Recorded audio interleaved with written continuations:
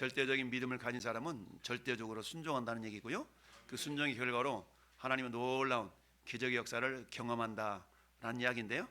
오늘 그 첫 번째 절대적 믿음에 대한 말씀을 오늘 본문을 통해서 한번 묵상하기를 원합니다. 절대적이다는 반대는 상대적이다라는 얘기죠. 전에 여러분들은 절대적인 믿음을 가져야 되겠어요? 상대적인 믿음을 가져야 되겠어요? 절대적인 믿음. 상대적인 믿음은 뭐예요? 내가 저 사람보다 나아. 기준이 뭐예요? 기준이 저 사람과 나죠. 그 사람과 나. 절대적이라는 기준이 하나님입니다. 할렐루야. 전 여러분들이 신앙의 기준이 나 김지수보다 내가 낫지 그래도 이렇게 사람을 비교하면서 저 사람보다 낫지라는 그런 신앙의 자세가 아니라 하나님 바라보실 때 나는 어떤가 라는 그런 기준으로 하나님이 기준이 되어서 우리의 신앙생활을 한다 그러면 우리는 어때요? 옆 사람이 잘하든 못하든 내가 저 사람보다 낫지, 내가 저 사람보다 못하지, 물론 이런 생각을 들 수 있겠지만 그런 거에 대해서 우리가 일희일비하지 아니하고 어찌하든 하나님이 기뻐하시는 그런 믿음의 삶을 살아가려고 할 겁니다. 그래서 오늘 본문 속에서 하나님은 저와 여러분들이 신앙이 상대적인 신앙이 아니라 절대적인 신앙을 갖기를 원하셔요. 절대적인 신앙. 그러니까 보통 우리 예전에는 비가 하늘에서 내려야만이 농사를 짓던 그런 시대. 근데 지금 막 물을 파가지고 물을 대며 이렇게 농사를 짓는 그런 세월을 살았죠. 근데 물을 뽑아 쓰다 보니까 물도 한계가 있는 거예요. 그래서 마음껏 물을 뽑아 못 써요. 결국 하나님께서 물을 주시지 아니하시면 결국 농사도 지을 수 없다라는 이야기인데 절대적인 믿음. 절대적인 믿음이라는 것은 상황과 환경과 어떤 역경과 어떤 문제 가운데서도 흔들리지 않는 그런 어떤 믿음의 상태를 우리가 절대적인 믿음이다라고 말할 수 있을 겁니다. 전 여러분들의 소망이 그래 나는 좀 제발 좀 믿음 좀 진득하게 정말 잘했으면 좋겠어. 이런 마음 갖지 않는 사람 없습니다. 다 신앙생활 잘하고 싶고 믿음은 잘 지키고 싶고 이런 마음들이 누구나 다 있죠. 그러나 결정적인 순간에 우리가 어떤 믿음을 저버리기도 하고 믿음에 떠나기도 하고 이런 경우들을 우리가 쉽게 보는데요. 그건 남 얘기가 아니라 따라서 바로 네 이야기, 내 이야기. 네, 바로 내 이야기. 우리 모두의 그런 가능성이 다 있다는 사실입니다. 오늘 함께 읽어본 여호수아 말씀, 우리 여호수아 말씀의 배경은 이렇습니다. 이제 모세는 죽었어요. 모세가 120살에 죽고 모세의 시종 들었던 옆에서 함께 했던 협력자 여호수아가 이제 새로운 지도자로 이렇게 올라가게 되죠. 근데 어때요? 여호수아가 새로운 지도자가 돼 보니까 자기 스승이었던 그 모세보다는 훨씬 못 미친다는 걸 본인이 알고 있어요. 그러다 보니까 어때요? 정말 두렵고 떨리는 그런 마음을 갖게 되죠. 그래서 하나님께서 뭐라고 위로해 주십니까? 걱정 말아라. 내가 너하고 함께하고 있다. 할렐루야. 여러분 아무리 세상적으로 유명한 사람, 강한 사람, 능력 있는 사람도 하나님이 함께하지 않으면 아무런 의미가 없습니다. 그러나 이 땅에서 연약하고 부족하고 약한 가운데서도 하나님이 함께하시면 그 사람은 큰 자인 줄 믿습니다. 이처럼 하나님께서는 모세가 죽고 여호수아가 새로운 지도자로 세워진 그 상황 가운데서 이제 여호수아에게 한 가지 숙제, 다른 말하면 사명이 있었습니다. 그 사명은 200만 명이나 되는 이스라엘 백성들이 이끌고 이제 가나안 땅으로 들어가서 그 가나안 땅을 분배하고 정착시키는 위대한 사명이 남아 있었던 것이죠. 근데 그 사명을 감당하자니까 너무나 힘들고 어려운데 그때마다 주님이 나타나셔서 위로해 주십니다. 우리 1장으로 한번 이렇게 넘어가 볼까요? 1장, 2장만 넘겨 1장 넘어가서 우리 주님은 이렇게 위로하십니다. 5절 같이 읽어볼까요? 내 평생에 너를 등이 대적할 자가 없으리니 내가 모세와 함께 있었던 것 같이 너와 함께 있을 것임이라. 내가 너를 떠나지 아니하며 버리지 아니하리니. 그러니까 강하고 담대하라. 할렐루야. 6절에 강하고 담대하라 라고 말씀합니다. 7절에도 오직 강하고 극히 담대하라 라고 말씀합니다. 9절 말씀에도 강하고 담대하라 라고 말씀합니다. 왜요? 여호수아의 심령의 상태는 지금 두려움에 떨고 있거든요. 염려 가운데 있거든요. 그러니까 염려하지 말고 강하고 담대할 것을 우리 주님이 말씀해 주시면서 위로해 주고 있습니다. 우리 가운데 2026년을 어떻게 살아가야 될까? 어쩌면 우리가 막막한 그런 생활을, 그런 생각을 가진 분들도 있을 수가 있죠. 그때 오늘 이 말씀이 여호수아에게만 주신 말씀이 아니라 오늘 이 시대를 살아가는 저와 여러분들에게도 동일하게 주시는 말씀인 줄 믿습니다. 고백합시다. 강하고 담대하라. 두려워하지 말라. 네. 네가 어디를 가든지 내가 너와 함께 하겠다라는 그 약속의 말씀이 오늘 여호수아에게 주신 말씀입니다. 그러면서 이 여호수아에게 이제 숙제를 주시는데 이스라엘 백성들을 이끌고 가나안 땅으로 들어가라라는 얘기입니다. 그런데 가나안 땅으로 들어가기 위해서는 한 가지 관문이 남아 있어요. 그 관문은 요단강을 건너는 것입니다. 이스라엘 백성들을 저 이집트 땅에서 건져냈던 모세, 그 모세가 광야로 향하여 이제 가나안 땅까지 가기 위해서 홍해를 건너는 기적의 역사가 있었지 않습니까? 그런 것처럼 모세는 홍해를 기적으로 건넜다면 이제 여호수아는 요단강을 기적으로 건너야 되는 그런 과정이 남아 있는 것이죠. 자, 그러면 오늘 함께 읽어본 본문 가운데 오늘 배경이 저렇습니다. 이제 광야 40년을 마치고 약속의 땅 가나안에 입성할 것이 이제 목전에 눈앞에 남아 있는 겁니다. 그런데 자, 그때가 오늘 성경 뭐라고 말씀하고 있냐? 하필이면 하나님께서 15절, 오늘 본문 15절 시작. 요단이 곡식 거두는 시기에는 항상 언덕에 넘쳐더라. 아멘. 여러분, 이왕이면 강물이 좀 바짝 말랐을 때 건너가면 굉장히 수월할 거 아니겠어요? 근데 하나님은 기다렸다가 강물이 가장 많은 시기에 건너가도록 하나님께서 인도하셨어요. 이게 우연이 아니라 뭔가 하나님의 뜻이 있겠죠. 그래서 요단이 곡식을 거둔 시기에는 항상 언덕이 넘치더라. 여러분 자주 말씀드린 것처럼 이스라엘 나라에는 건기라는 게 있고 우기라는 게 있어요. 보통 5월달부터 9월달까지는 건기, 비가 안 옵니다. 그리고 10월부터 이듬해 4월까지가 비가 와요. 그래서 이스라엘 백성들은 이제 9월, 10월달에 내리는 비를 10월달 중 내리는 비를 갖다 보통 이른 비라고 얘기합니다. 이른 비면은 봄철에 내린 비 같은데 그런 게 아니고 농사를 지어서 씨를 뿌려서 가을에 이제 뿌리가 내리도록 하는 그런 비를 이른 비라 그래요. 그래서 이스라엘 나라에는 이른 비가 10월 경에 내리는 비를 이른 비라고 그래요.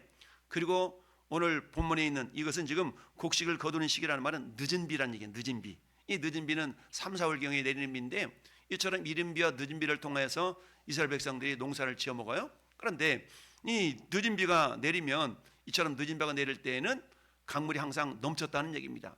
그러면 강물이 바싹 말라 있던 5월, 6월, 7월, 8월, 9월 요때에 건너가게 했으면 얼마나 좋았겠어요? 근데 하나님 그때 건너가라고 하지 아니하시고 언제 건너가라고 해요? 지금 곡식을 거두는 시기에 건너가라고 그랬다. 다 이유가 있겠죠? 우리 하나님께서는 그 200만 명이 되는 사람들이 건너갔는데 먹을 거 없어가지고 바싹 말라 있는 그런 토지를 경험해 보세요. 더 힘들 거 아니겠어요? 이제 보리가 거두는 시기니까 건너가서도 거기에 있는 보리 곡식 다 먹으라고 하나님 은혜를 베푸신 겁니다. 단지 이를 건너가기 위해서는 요단 강물이 넘치는 시기였다는 얘기입니다. 할렐루야. 이런 어떤 장애물이 있었던 겁니다. 자, 그 다음에 언약궤를 앞세우고 요단을 건너게 하심으로 하나님의 권능을 나타내셨다. 자, 언약궤를 누가 맸냐면 제사장들은 언약궤를 매라. 그리고 너희가 행하라 라고 말씀. 4절 볼 거예요. 4절. 그러나 너희가 그 사이 거리가 2000 규빗쯤 되게 하고 그것이 가까이 하지는 말라. 3절 말씀에는 백성이 명령하여 이르기를 너희는 레위 사람 제사장들이 너희 하나님 여호와 언약궤를 매는 것을 보거든 너희가 있는 곳을 떠나 그 뒤를 따라가라. 따라가라. 그러니까 언약궤를 맸다는 얘기는 다른 말로 하면 따서 말씀 있는 자. 말씀 있는 자, 오늘날 말하면 말씀 있는 자를 따라가라는 얘기입니다. 할렐루야. 우리는 근데 돈 많은 사람은 따라가려고 그러잖아요. 유명한 사람 따라가려고 그러잖아요. 근데 우리는 말씀을 가진 자를 따라가야 돼요. 할렐루야. 말씀 있는 자가 되시길 바랍니다. 그러면 내가 말씀 있는 자를 따라가기에 앞서서 내가 말씀을 가진 자가 되면 되잖아요. 그러면 사람들이 나를 따라오겠죠. 이처럼 저는 여러분들이 말씀을 가진 자가 될 수 있기를 바랍니다. 이렇게 해서 하나님께서 언약궤를 앞세우고 요단을 건너게 하신 과정 속에서 하나님이 하나님 되심이 나타나는 제 하나님의 능력과 영광이 나타나는 그런 시간을 오늘 경험할 수 있을 터인데요. 이처럼 절대적인 믿음으로 약속으로 땅을 향해 나가라. 약속 땅으로 약속의 땅으로 나아갈 것을 오늘 배경은 그렇게 말씀하고 있습니다. 그렇다면 첫째, 하나님의 약속을 신뢰하는 믿음. 절대적인 믿음이라는 가장 기본이 뭐냐? 하나님의 약속을 믿는 겁니다. 여러분, 우리가 어떤 사람이 약속을 할 때 대부분 뭘로 약속을 해요? 말로 약속하죠. 글이나 말로 약속을 합니다. 그러면 우리가 그 사람을 믿는다는 것은 뭘 믿는다는 거예요? 그 약속을 지킬 것을 믿는 거죠. 그 약속이 이루어질 것, 그 약속을 지킬 것을 믿는 겁니다. 내가 그 사람 믿어. 그 사람 참 신용이 있어. 항상 약속을 어긴 적이 없어. 그럼 내가 그 사람을 믿는 거죠. 마찬가지로 우리가 하나님을 믿는다는 것은 뭐냐? 하나님의 약속을 믿는 겁니다. 근데 오늘 본문의 배경이 되는 그 하나님의 약속은 어떤 약속이에요? 가나안 땅을 너희들한테 줬다 이거죠. 가나안 땅이 니네 거야. 근데 아직 너희가 들어가지 못했지만 너희들이 들어가면 반드시 너희 것이 될 거야 라고 하나님께서 약속을 주셨어요. 근데 지금 상황은 어떤 상황이냐? 그곳에 어떤 사람이 사는지 몰라. 원주민들이 살고 있어. 그 원주민들이 어떤 족속이냐? 10절에 이렇게 말합니다. 또 말하되 살아계신 하나님이 너희 가운데 행하사 계시사 가나안 족속, 헷 족속, 히위 족속, 브리스 족속, 기르가스 족속, 아모리 족속, 여부스 족속을 너희 앞에서 반드시 쫓아내실 줄을 이것으로 너희가 알지니라. 할렐루야. 그러니까 지금 가나안 땅에는 누가 살고 있어요? 7 족속이 살고 있는 겁니다. 7 족속이 살고 있어요. 7 족속이. 이게 어떤 인종적인 7 족속이 살고 있다라고 볼 수도 있지만 좀 더 깊이 생각한다면 여러분의 마음이 가나안 땅이 되기 위해서는 여러분 마음속에 있는 7 족속을 쫓아내야 돼요. 예. 여러분 마음속에 7 족속이 살고 있는 겁니다. 어떤 족속은 야성이 강하고 어떤 족속은 허가 강하고 이런 여러분이 마음속에는 7 족속과 같은 근성들이 다 있어요. 이 근성이 다 몰아내지 않으면 우리 마음 가운데 샬롬, 즉 가나안 땅의 샬롬 에이레네가 이루어지지 않아요. 할렐루야. 어찌하든 이 7 족속을 반드시 쫓아내실 줄 우리 주님이 알아라라고 말씀하고 있습니다. 이렇게 해서 첫 번째는 하나님의 약속을 신뢰하는 것인데 이게 절대적인 믿음의 기본인데 그러면 어떤 약속을 우리가 믿어야 될까? 어떤 약속? 첫 번째는 뭐니 해도 하나님의 임재, 즉 내가 너와 함께 하겠다라는 그런 약속을 믿는 겁니다. 오늘 앞에 7절 말씀 한번 같이 읽어볼까요? 7절 여호와께서 여호수아에게 이르시되 내가 오늘부터 시작하여 너를 온 이스라엘의 목전에 크게 하여 내가 모세와 함께 있었던 것 같이 너와 함께 있는 것을 그들이 알게 하리라. 아멘. 여러분, 사람들이 여러분을 바라볼 때 야, 저분은 예수님 믿는 사람 같아. 저분은 하나님이 함께 하시는 사람 같아. 혹시 이런 소리 들어보신 적 있으신가요? 할렐루야. 아멘. 세게 목이 돼요. 그렇습니다. 여러분, 그 누군가 저나 여러분들을 바라볼 때 저 사람 예수 믿는 사람 같아. 저분 교회 다니는 사람 같아. 이런 소리를 듣는다는 것은 부정적인 의미가 아니라 긍정적인 의미로 놀라움의 표현으로 저 사람 교회 다니는 사람 같아 라고 여러분이 그런 소리를 듣는다면 이 사람은 복이 있는 사람이요, 이 사람은 절대적인 신앙을 가지고 있을 가능성이 높습니다. 할렐루야. 저는 여러분들이 이런 소리가 들려줄 수 있기를 바랍니다. 첫 번째, 그래서 뭐니 해도 하나님의 임재를 확신할 수 있어야 됩니다. 그러니까 여러분, 우리가 자녀를 기르면 어때요? 엄마에게 있어. 저기 로아가 그렇게 말썽 피고 우리 예배를 방해하고 시끄럽게 막 그러잖아. 그러면 뭐라 그래? 엄마에게 있어. 이 달래주잖아요. 그런 거야. 그래서 이처럼 하나님께서 나와 함께 하신다는 그 사실, 이걸 확신할 수 있지 않는다면 우리 하나님 눈에 보이지 않지만 존재하지 않습니까? 우리 흔히 그러잖아요. 바람도 공기도 눈에 보이지 않지만 존재해요. 그죠? 하나님도 눈에 보이지 않지만 존재합니다. 여러분, 바람이 있다는 것을 불어보면 알 수 있어요. 전기 눈에 안 보여요. 스위치를 꺼보면 깜깜해. 스위치를 켜면 환해. 전기가 눈에 보이지 않지만 존재해요. 할렐루야. 여러분, 전파가 있다는 걸 텔레비전을 켜보면, 핸드폰을 들어보면 여러분 전파가 있다는 걸 알 수 있어요. 눈에는 보이지 않지만 존재합니다. 마찬가지, 하나님도 눈에 보이지 않지만 분명히 하나님이 믿으면 보이고 믿으면 느껴지고, 할렐루야. 이처럼 하나님의 실존하심, 그래서 하나님의 실존을 가장 기본적으로 믿는데 그 하나님은 저기 계신 하나님이 아니라 그 하나님 어디 계세요? 할렐루야. 내 안에. 따라서 하나님은 내 안에. 하나님이 멀리 계신 분이 저기 하나님 거기 좀 계세요? 이게 아니라 하나님 아주 가까이 계신다는 얘기죠. 할렐루야. 어떤 분이 그랬다고 하잖아요. 등산을 가가지고 발을 헛디뎌 가지고 절벽을 팍 미끄러내리는데 어때? 그냥 떼내려다가 나뭇가지 잡았다고. 나뭇가지를 잡았어. 그래서 외치는 거야. 거기 누구 없어요? 외쳤더니 위에서 하나님께서 그러는 거야. 나 여기 있다. 손을 놔라. 이러니까 내 손 나면 큰일 날 것 같아요. 손 좀 뭐 이런 거 막 하면서 그 하나님께서 말씀해 주신 대로 이제 손을 놓지 않고 막 있는 거. 거기 하나님 어떻게 좀 도와주세요. 그랬더니 그 하나님 말고 다른 사람 없어요? 막 이러면서 하나님은 손을 놓으라고 그러니까 손을 못 놓고 손 놓으면 절벽으로 떨어질 것 같은 거야. 근데 하나님께서는 어때? 야, 손 놔라 그러는데 손을 못 놨어. 그래 날이 꼬박 샜네. 그래서 이렇게 내려다 보니까 30cm 밑에 길이 있었던 거야. 그러니까 손을 놨으면 금방 편안하게 밤을 샜을 텐데 부여잡고 하나님 말고 누구 다른 사람 없어요? 막 이랬다는 거 아니겠어요? 그 하나님 믿지 못하고 우리가 그럴 수가 있어요. 발을 탁 내디면 바로 거길 텐데 그 하나님 우리가 신뢰하지 못하고 하나님 말고 다른 사람 없냐고 우리는 그렇게 하나님 말고 또 다른 어떤 존재를 찾는 경우가 있다는 얘기죠. 하나님은 저와 여러분 안에 계십니다. 할렐루야. 근데 하나님 뭐라고 말씀하세요? 내가 너를 떠나지 않고 내가 너를 버리지 않는다. 할렐루야. 여러분 마태복음 28장 20절에는 세상 끝날까지 너희와 항상 함께 있겠다라고 말씀하십니다. 할렐루야. 우리 하나님께서는 이처럼 하나님의 임재를 나는 과연 확신하고 있는가? 하나님이 내 안에 계심을 내가 확신하고 있는가? 여러분 내가 어디 있다 할지라도 주님은 나와 함께 하십니다. 할렐루야. 우리 어릴 적에 시골에서 마실 간다고 마시하려고 그러면 귀신 나올까 막 두렵다고 어릴 때 그렇지 않습니까?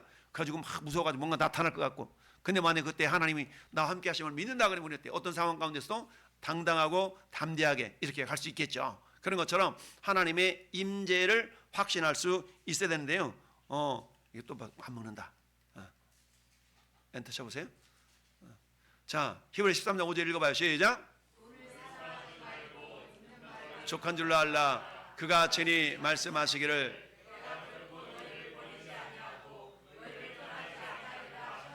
아멘. 할렐루야. 우리 하나님은 어때요? 내가 너희를 떠나지 않고 버리지 않는다. 그러니까 너무 돈 하지 말라는 얘기입니다. 그건 있다가도 없고 없다가도 있고 그러는데 우리 하나님 없다가도 있고 있다가도 없는 분이 아니라 항상 계신 분. 할렐루야. 하나님. 그 하나님 어때요? 생명의 주관자시잖아요. 나에게 생명을 주시는 분이 하나님이시라는 얘기입니다. 여러분 마태복음 28장 20절 말씀에도 주님이 그렇게 말씀하셔요. 내가 너에게 분만 모든 걸 가르쳐 지키게 하라. 볼지어다 내가 세상 끝날까지 너희와 항상 함께 있으리라. 할렐루야. 우리 하나님은 어때요? 여기 잠깐 있어 내가 갔다 올게 그러다가 애 버리고 하는 사람 얼마나 많아요. 참 우리가 가끔 그런 얘기 하잖아요. 그 짐승 개 집에서 개 키시는 분 계시잖아요. 개라고 하면 또 뭐라 그래? 반려견이 아니? 예. 반려견 키시는 분 많아. 근데 한참 잘 기르다가 어때?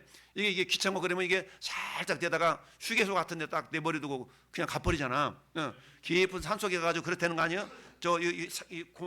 테니스공 하나 멀리 딱 물어와고 탁 던진대. 그런 공이 걔가 그 물로 쭉 가는 동안에 주인이 차 타고 도망가 버린대. 이게 열심히 집에서 기르다가 귀찮고 그러면은 개를 다 버리고 도망가는 그런 시절. 고속도로에서 휴게소 들러가지고 너 여기 좀 있어. 그거 놓고 그냥 가버려. 참, 여기 인간의 연약함과 어리석음 아니겠습니까? 참, 요즘은 개가 상전이에요. 상전. 사람이 상전이 아니라 개가 상전. 정말 어떨 때 보면은 야 저렇게까지 하고 싶을까 싶은 생각이 드는데 또 이런 소리 하면 또 그렇게 얘기한다고 또 뭐라고 하는 사람도 있긴 하는데 어쨌든 막 보는 막 안고 가고 싸고 가고 막 메고 가고 막 하여튼 모시고 다녀. 그래서 그런 거 보면서 야 개팔자 상팔자구나 그런 생각 드는데 어쨌든 하나님이 너희와 항상 함께 있으리라. 할렐루야. 하나님 우리와 항상 함께 하시리라 라고 말씀하고 있습니다. 첫 번째는 뭐라고요? 따라합시다. 하나님의 임재. 그러니까 하나님의 임재하심을 내가 확신하는 그런 믿음, 이 믿음이 절대적인 믿음이 기본이라는 겁니다. 할렐루야. 그러기 위해서는 어떻게 돼요? 그 하나님의 약속은 말씀을 통해 오지 않습니까? 하나님의 약속은 말씀을 통하여 말씀 통하는 겁니다. 하나님 내 안에 함께 계셔. 내 안에 함께 계시면서 하나님께서도 야 김집사 야야야야야 이렇게 말씀을 주시는 건 아니죠.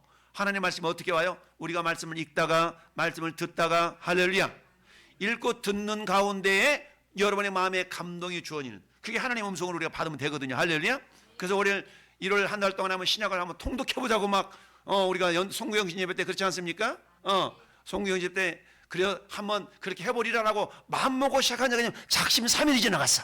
작심 3일 동안 지키신 분 1명, 2명, 3명, 4명. 어우 많네. 할렐루야. 많아요. 여러분 작심 3일 100번 하면 1년 간다 그랬어요? 작심 3일 하다가 못 지킨 사람 다시 오늘 또 다시 시작하는 겁니다.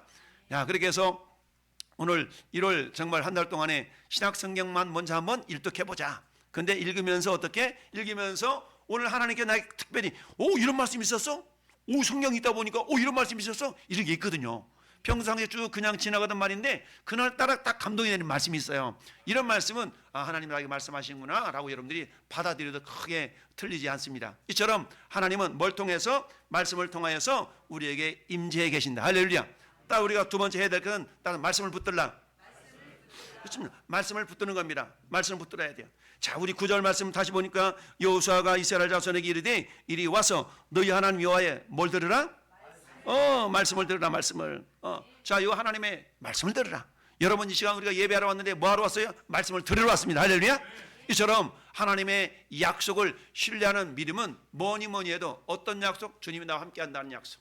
야, 내가 너를 떠나지 않을 거야. 내가 너와 함께 할 거야. 할렐루야. 내가 아무도 모르게 선한 일 할 때에도 주님이 함께 계셔. 내가 아무도 모르게 선한 일 할 때 주님이 함께 계신다는 얘기죠. 내가 고통 가운데 있다 할지라도 하나님 함께 하시고. 할렐루야. 이처럼 하나님의 임재를 우리가 확신할 수 있어야 되겠고요. 두 번째는 뭐라고요? 하나님의 말씀을 붙잡을 수 있어야 됩니다. 여러분 오늘 설교를 통해서 많은 말씀들이 이렇게 선포되는데 그 말씀 가운데 여러분 특별하게 이 말씀 내 마음에 와닿다 라든가 하는 말씀이 있으면 그 말씀 부여잡고 한 주간 동안 묵상하는 겁니다. 묵상이라는 것은 따라서 묵상은 작은 소리로 읊조리는 것. 여러분 말씀을 읊조리면은 나도 듣고 마귀도 듣고 하나님도 듣고, 나는 듣고 믿음이 생기고 마귀는 말씀을 듣고 도망가고 하나님은 그 말씀을 듣고 실행하시고. 할렐루야. 그래서 말씀을 내가 입술로 고백하는 것이 굉장히 중요합니다. 그래서 소리를 내서 읽고 듣고 하는 것이 굉장히 중요하다. 하나님의 말씀을 붙잡을 수 있어야 됩니다. 왜? 하나님의 말씀은 내 발의 등이요 내 길의 빛이기 때문입니다. 할렐루야.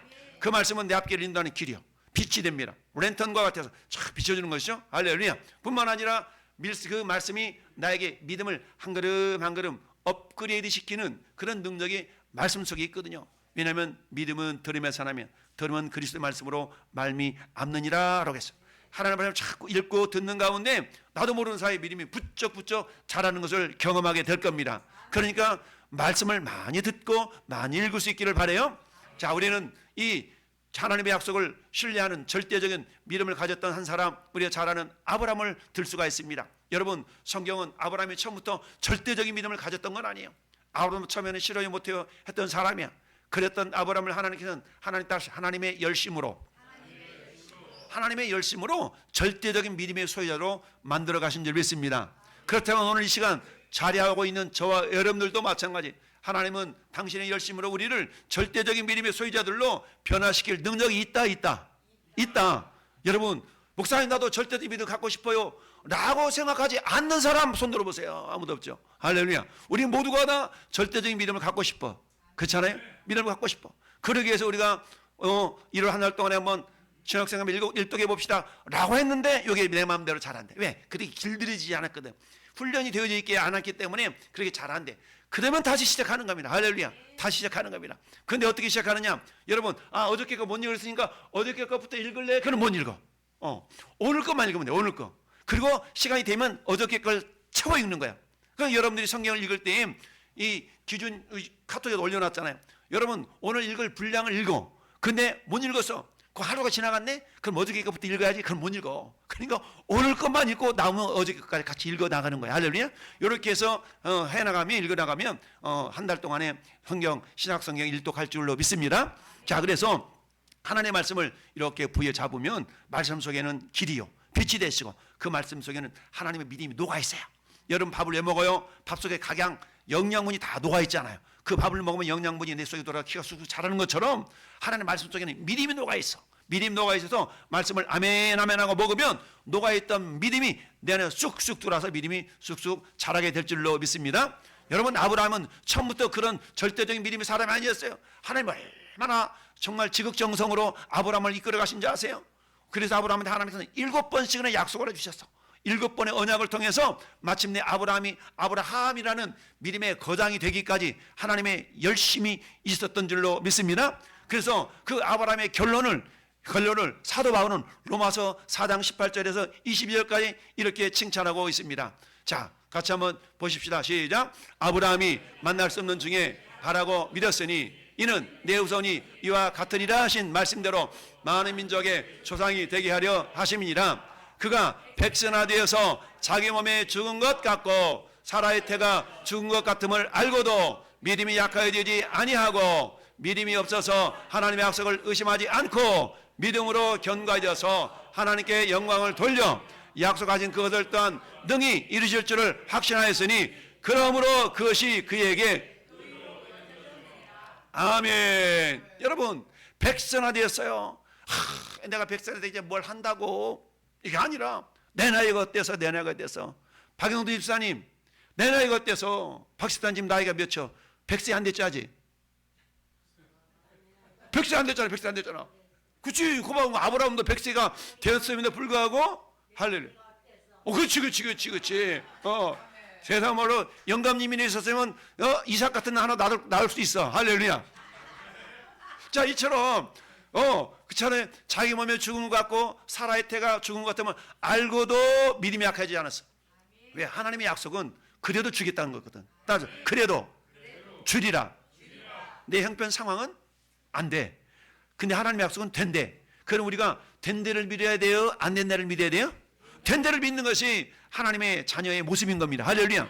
이것이 성경적인 세계관, 성경적인 가치를 가진 세계관을 가진 사람들의 모습입니다. 세상적인 세계관이 아니라 성경적인 세계관을 가진 사람들은 세상적인 가치와 하나님의 가치가 부딪힐 때 하나님의 가치를 선택하는 사람들이에요. 할렐루야. 전 여러분들이 성경적인 세계관을 가진 자들이 되길 바라요. 이처럼 아브라함은 그랬어요. 처음부터 그랬던 건 아니잖아요. 그러니까 하나님이 야 이삭 네 아들 독자 이삭 있지? 가 바쳐. 그랬을 때 아브라함은 어때요? 머뭇거리지 않고 새벽에 일찌감치 일어나가지고 어때요? 야 아들아 가자 해가지고 모리아 산으로 가서 번제로 드리려고 했던 거 아니겠어요? 이게 절대적인 신앙의 소유자이기 때문에 그런 줄 믿습니다. 여러분 두 번째 이처럼 첫 번째는 하나님의 약속을 믿는 거예요. 할렐루야. 약속. 두 번째는 왜 안 넘어가? 따라합시다. 장애물을 넘어서는 믿음. 여러분 우리 인생의 우여곡절이라고 하잖아요. 우여곡절. 장애물 없는 사람이 어디가 있어요? 다 장애물 있죠. 장애물을 넘어서는 믿음이 있어야 됩니다. 할렐루야. 여러분 어릴 적 세발자전거 타본 사람 있어요? 세발자전거? 어릴 적 그 있는 집이었네. 있는 집이었어. 어릴 때 세발자전거 타고. 여러분 세발자전거 타는데 요만한 돌멩이 걸리면 어떻게? 핸들 팍 꺾어져가지고 자빠져. 돌멩이 요만한 거 자그마한 거. 야 세발자전거 타려고 하면요 요만한 거. 요즘 킥보드도 마찬가지. 킥보드 바퀴가 작아가지고 요만한 돌멩이를 만나봐 확 자빠져 넘어져 다칠 수 있어. 근데 여러분 커다란 트랙터 바퀴가 요만한 돌멩이 때문에 아구 힘들어 넘어져야지 이러지 않거든요. 돌멩이 있는지 없는지도 몰라. 그냥 사뿐히 지려받고 가시 없어서 이게 되잖아요. 마찬가지입니다. 요 돌멩이는 똑같지만 바퀴가 작을 때는 덜커덩 해가지고 자빠지고 넘어지고 막 그렇게 되는데 바퀴가 엄청 크니까 돌멩이가 있는지도 몰라. 그냥 스무드하게 넘어가는 거죠. 믿음이 그렇다는 얘기입니다. 장애물은 똑같아. 근데 믿음이 작을 때는 믿음이 세발자전거만큼 작을 때는 덜커덩거려. 그래가지고 막 이리 자빠질까 저리 자빠질까 막 거의 휘청거려. 근데 믿음의 바퀴가 막 있다만 하면 이건 문제도 아니야. 그런 게 있었어? 그 염려한데 집사님? 그 뭐 염려거리야? 진짜요? 뭐 염려거리야? 왜? 믿음의 바퀴가 너무 크니까 그냥 밟고 지나가는 겁니다. 할렐루야. 마치 김소월의 모처럼 사뿐히 저려받고 가시 없어서 이게 되는 겁니다. 어떨 때 믿음의 바퀴가 커지면 여러분 이처럼 장애물을 넘어서는 믿음이라는 것은 절대적인 신앙인이 갖고 있는 그런 능력인 줄 믿습니다. 할렐루야. 왜? 우리는 그 하나님 믿거든요. 하나님 어떤 하나님은 이미 일찌감치 모세를 통하여서 홍해를 말리운 사건을 경험하고 있잖아요. 할렐루야. 근데 지금도 역시 마찬가지. 오늘 13절 말씀 보니까 하나님 말씀하세요. 온 땅의 주 여호와의 궤를 맨 제사장들이 발바닥에 요단물을 밟고 멈추면 요단 곧 물 위에서부터 흘러내리던 물이 끊어지고 한 곳에 쌓여서리라. 뻥치지 마세요. 어떻게 그런 일이 있을 수 있어요? 상식이 안 통하잖아요. 때로는 하나님은 우리의 상식을 초월해서 역사하시는 하나님인 줄 믿습니다. 그러니까 하나님의 손은 무궁무진해요. 사람의 손은 손가락 5개, 10개, 발가락 5개, 10개 합치면 20수밖에 안 돼. 그러나 하나님의 손은 모래보다 많도소이다. 할렐루야. 하늘의 별들을 봐라. 그게 하나님의 수입니다. 하나님의 수. 저 바다의 모래알을 봐라. 저게 하나님의 수입니다. 여러분 내 생각에는 10가지 이상, 20가지 이상을 생각하다가 그저 막힐 수 있지만 하나님의 수는요 모래보다 많다 그랬어. 이처럼 모래보다 많다는 얘기는 하나님께는 불가능이 없어. 할렐루야.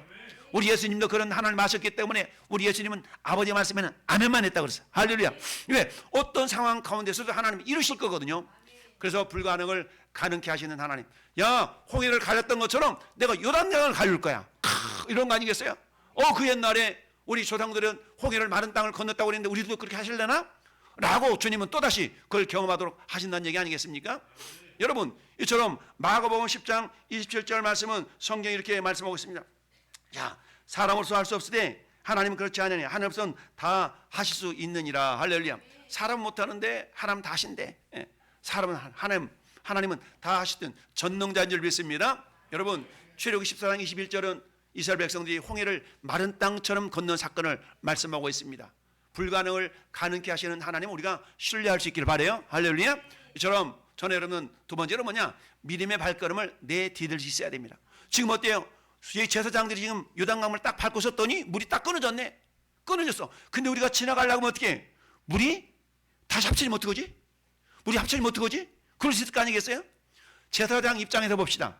제사장 입장에 봅시다. 자, 14절 말씀 보니까 백성 요단을 건너려고 자기들이 장막을 떠날 때에 제사장들이 이미 언약궤를 메고 백성 앞에 나갔어요. 1000규빗 정도는 2000규빗인가 1000규빗인가 2000규빗인가 약 1km 정도 앞에 나갔어요. 자, 그리고 나서 어때요? 근데 하필이면 어떻다고요? 요단이 곡식 거두는 시기는 항상 언덕에 넘치다 그랬어요. 근데 궤를 맨 제사장들이 요단에 이르며 궤를 맨 제사장이 발이 물에 어떻게 다? 잠기자. 여러분 제사장들 입장에서 봅시다. 제사장 입장에 보면 모세도 홍해를 발을 안 디뎠어요. 지팡이로 가리켜가지고 끊었지. 근데 이제는 어때요? 이제는 밟아서 끊으래. 하나님 모세 좀 지팡이로 가르쳐가지고 끊으면 안 될까요? 그렇지 않고 야 밟아서 끊어. 밟는다는 얘기는 뭡니까? 지금 물이 출렁거려요. 출렁이는 강물에다가 발을 내딛는다는 얘기는 휩쓸려가 죽을 가능성이 있다. 있어. 그럼에도 불구하고 나는 죽는다 안 죽는다? 안 죽는다. 이게 믿음이에요. 할렐루야. 그렇다고 오늘 그런다고 해가지고 저기 평택 안성천 가고 발 담그지 마시고 그렇다는 얘기예요. 하나님의 약속이 말씀이 있기 때문에 그런 겁니다. 할렐루야. 그래요. 하나님의 말씀이 있기 때문에 요단강이 발을 담글 수 있었던 거예요. 이때는 가장 물이 많은 시기, 가장 많은 시기 물을 담궜어. 이때는 어때요? 하나님 홍해는 갈라놓고 걸어가게 했지만 이때는 어때요? 야 밟으면 갈라져. 어느 게 더 큰 믿음이에요? 밟아야 끊어지는 믿음이 더 큰 믿음이죠. 우리 하나님은요 모세 때보다 더 큰 믿음을 우리에게 요구하고 계세요. 전 여러분들도 마찬가지. 야 하나님 이런데 물이 많은데요. 아니 밟아. 그러면은 하나님께서 어때? 야 그래? 밟는 순간에 저 위로부터 물이 끊어져서 마른 땅이 된 줄로 믿습니다. 이처럼 홍해는 갈라놓고 건너게 하셨다면 이제 이 요단강은 밟아서 건너라는 얘기입니다. 할렐루야. 우리 앞에 나타나는 가장 큰 장애물이 뭐예요? 요단강 건너가 만나세. 할렐루야. 요단강을 건너가야 돼. 여러분 우리 인간에 있어서 장애물들이 있어.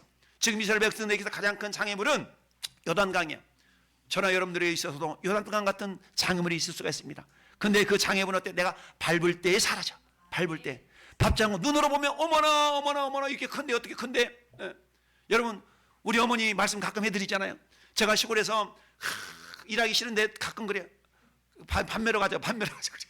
밤매러 가자. 그럼 가기 싫은데 우연격 따라가면 어찌나 그 어린 눈에 보면 어찌나 넓은지. 우리 어머니 옆에 노래를 부르셔. 누나 겁내지 마라 이내 손이 다 해낸다. 눈은 겁이 나 너무 많아가지고. 근데 꾸역꾸역 하다 보면 손이 다 해내. 우리 어머니 노래가 그요. 누나 겁내지 말아라 이내 손이 다 해낸다. 그 정말 그 어머니 말씀대로 꾸역꾸역 시간 지나면 다 해내. 예. 눈은 보기만 하지 일 안 하잖아. 일은 누가 해? 손이 하잖아. 손이 해. 그러니까 눈이 손을 믿어줘야 되는데 눈에 볼 때는 못 믿어주잖아. 그냥 하나님 어때요? 요단강 물이 넘치는데 누나 겁내지 마라. 밟는 순간에 멈춰진다. 할렐루야. 이게 뭐예요? 절대적인 믿음이 없이는 못해요. 하나님은 오늘도 저와 여러분 가운데 불가능을 가능케 하시는 능력의 하나님을 우리가 신뢰하고 할렐루야. 우리 앞길에 요단강과 같은 바짝 말라있는 요단강이 아니라 물이 넘쳐가지고 그냥 넘어가기도 힘든 그런 요단강이 있다 할지라도 우리 하나님의 약속을 부여잡고 밟아서 멈추게 하는 능력의 주인공들이 되시기를 바랍니다. 할렐루야. 우리 이 사람 대표적인 사람이 베드로 아니에요? 베드로.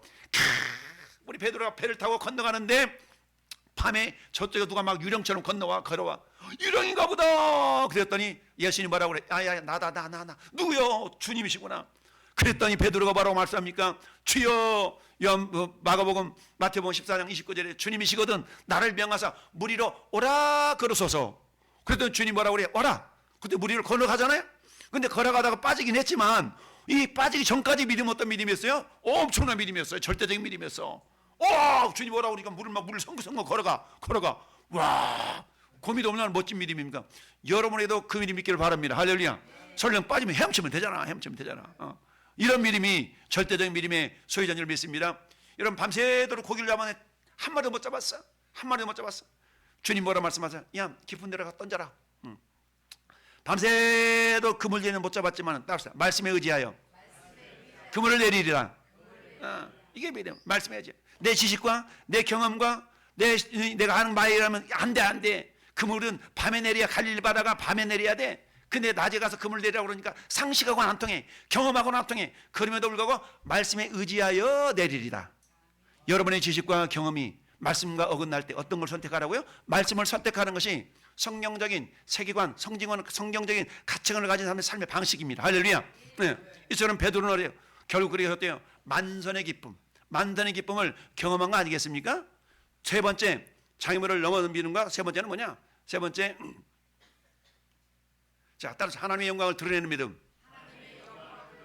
너희가 먹든지 마시든지 무엇을 하든지 다 하나님의 뭘 위하라? 영광을 위하라. 하나님의 영광을 드러내는 믿음의 사람이 될 수 있기를 바랍니다. 여러분, 하나님의 영광을 드러내는 믿음. 믿음은요, 공동체를 살립니다. 할렐루야. 여러분 믿음이 있으면 살아나게 돼 있어. 믿음이 없으면 원망 불평이 나가. 그랬지? 믿음이 없으면요, 원망이 전파가 돼요. 믿음이 있으면요, 긍정적인 에너지가 흘러가는 거예요. 긍정적인 에너지를 믿음이라고 그러는데, 저는 여러분들한테 믿음이 있으면 낙심에 있는 자를 살려요. 믿음이 없으면 같이 넘어져. 저는 여러분들이 남을 살리는 주인공들 될 수 있기를 바랍니다. 할렐루야. 믿음이 있으면 남도 살리는 겁니다. 남도 살려. 그래서 오늘 17절 말씀 보니까 요단의 여호와의 언약궤를 맨 제사장들은 요단 가운데 마른 땅이 굳게 섰고 모든 백성이 요단을 건너가기를 마칠 때까지 모든 이스라엘은 그 마른 땅으로 건너갔더라. 할렐루야. 여러분, 이 제사장들의 헌신과 희생이 있었기 때문에 이스라엘 백성들이 안전하게 요단을 건너갔어요. 2026년 우리 부목자로 섬기는 여러분들이요, 여러분들이 헌신과 희생이 있다면 여러분 목장과 우리 교회 공동체뿐만 아니라 모든 가정들이 이처럼 평안하게 그 공동체가 살아난 기적이 일어날 줄 믿습니다. 할렐루야. 우리 하나님 말씀하십니다. 성령 충만했던 초대교회의 모습, 사도행전 2장 44절 46절 말씀을 우리 주님은 이렇게 말씀하고 있습니다. 44절 믿는 사람이 다 어떻게 있어서 함께 있어 모든 물건 서로 통용하고 날마다 마음을 어떻게 같이하여 성전에 모이기를 힘쓰고 집에서 떡을 떼며 기쁨과 순전한 마음으로 음식을 먹고. 할렐루야. 저기 우리가 유념해야 될 단어가 딱 함께 서로 같이 모이기를 힘쓰고. 이런 단어들은 홀로 이루어지, 신앙생활은 홀로 하는 게 아니에요. 신앙생활은요 같이 어우러져서 하는 겁니다. 공동체적으로 하는 겁니다. 할렐루야. 그래서 이번에 새롭게 편성된 목장을 중심으로 해서 부목자를 중심으로 해서 그 목장들이 한번 힘써서 한번 하나님의 선한 능력을 경험하고 하나님 기적을 이루어드리는 주인공 될 수 있기를 바랍니다. 그렇습니다. 두 번째는 뭐예요? 하나님의 믿음은 하나님의 영광을 나타내. 우리 여러분 먹든지 마시든지 무엇을 하든지 하나님의 영광을 위해 하라고 그랬잖아요. 여러분 먹든지 마시든지 무엇을 하든지. 오늘 아침 잡수셨어요? 왜 먹었어요? 배고파서 먹었지. 왜 먹어요? 아니, 하나님의 영광을 위하여. 오늘 아침 굶었어요? 왜 굶었어요? 때거리가 떨어져가지고. 이게 아니고, 하나님의 영광을 위해서. 할렐루야. 우리는 먹든지 마시든지 누가 뭐라고 하든 하나님의 영광을 위하여. 이걸 탁 하면 하나님 그렇게 변화시켜 줄 줄 믿습니다. 설령 상황이 그렇지 않다 할지라도 믿음으로 고백했더니 그렇게 되더라는 얘기입니다. 이게 하나님의 약속의 말씀입니다. 이처럼 세 번째 절대적인 믿음을 가졌던 한 사람, 이 사람 누구예요? 우리 잘 아는 백부장. 여러분 백부장에 대한 이야기가 사도행전 10장에도 나오고 마태복음 8장에도 나오는데 마태복음 8장에 이름이 없어. 근데 사도행전 10장에는 고넬료라는 백부장 이름이 나와. 그러나 오늘 사도행전 마태복음 8장에 보니까 백부장의 이름이 어때요? 백부장이 하인이 병이 들었잖아요. 하인이 병 들었어. 그래가지고 예수님 찾아가서 뭐라 말씀합니까? 주님, 내 하인이 병 들었나이다. 죽게 되었나이다. 그때 예수님이 그래? 내가 가서 고쳐줄게. 이러잖아요. 그랬더니 이 백부장이 뭐라 말씀합니까? 당치 그러지 마세요. 주님, 내 우리 집에 오시면 내가 감당치 못하겠네다. 나도 내 밑에도 수하가 여럿이 있는데 이걸 가서 좀 가져와. 그러면 가져오기도 하고 저거 치워. 그럼 치기도 합니다. 다만 말씀으로만 없어. 말씀으로만 없어서. 말씀으로만 없어. 그럼 내 종이 나을 것 같습니다. 이야, 이 믿음 엄청난 믿음 아니겠어요? 이 믿음이 여러분 가운데 있길 바랍니다. 말씀만 하면 나을 것 같아. 목사님이 기도하면 나을 것 같아. 이런 믿음이 있어야 낫는 겁니다. 아무리 조영기 목사님 목사님 기도해줘도 나을까? 이러면 안 나. 여러분 이름 없는 목사님이 기도해도 우리 목사님 기도하면 나을 것 같아. 여러분 낫는 겁니다. 할렐루야. 기도가 영빨이 있어도 낫는 게 아니고 여러분 믿음 때문에 낫는 거예요. 그러니까 여러분이 어때요? 어떤 상황 가운데서도 주님 말씀으로만 하옵소서. 말씀으로만 하옵소서. 그럼 여러분 삶 속에 기적이 일어날 줄을 믿으면 그렇게 될 줄을 믿습니다. 할렐루야. 그렇습니다. 오늘 제가 선포한 말씀 가운데 여러분이 마음 가운데 마음이 감동된 말씀이 있을 거예요. 주님, 저 말씀 내게 이루어지기를 원해요. 나한테 이루어졌으면 좋겠어요. 라고 하는 그 말씀이 여러분 가운데 이루어지기를 예수 이름으로 축원합니다. 결론을 봅시다. 결론은 뭡니다? 결론. 자, 시작.